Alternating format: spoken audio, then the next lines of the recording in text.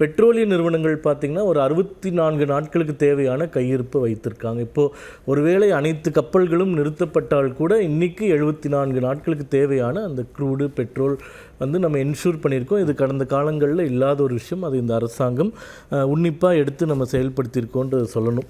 இப்போது அந்த LPG gas பொறுத்த வரைக்கும் பார்த்திங்கன்னா கிட்டத்தட்ட 60% சவுதி அரேபியா, கத்தார், யுஏஇ போன்ற 3 நாடுகள்லேருந்து நம்ம வாங்கக்கூடிய ஒரு விஷயம். அதில் குறைந்தபட்ச தட்டுப்பாடு வந்திருக்குன்றது உண்மைதான்.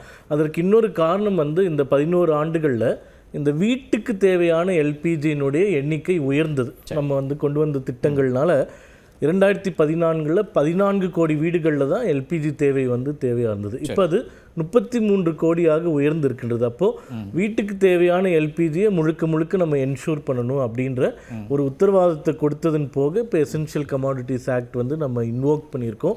அதனால் இது தற்காலிக ஏற்ற வகையில் இப்போ ஆயில் கம்பெனிஸும் அதுக்கு தயாரிப்பாயிருப்பாங்கல்ல. இப்போ கூடுதலான இணைப்புகளை கொடுக்குறோன்னும் போதே அதுக்கான டிமாண்ட் கூடுங்கிற பிளான்ஸும் இருந்திருக்கணுமே. நிச்சயமாக அந்த டிமாண்ட் கூடுனதுனால தான் இவ்வளோ கிட்டத்தட்ட ஒரு 19 கோடி வீடுகளில் அதிகமாக நம்ம வந்திருந்தா கூட அதை சமாளிக்கக்கூடிய அளவுக்கு ஒரு இன்ஃப்ராஸ்ட்ரக்சர் நம்ம வச்சுருக்கோம்.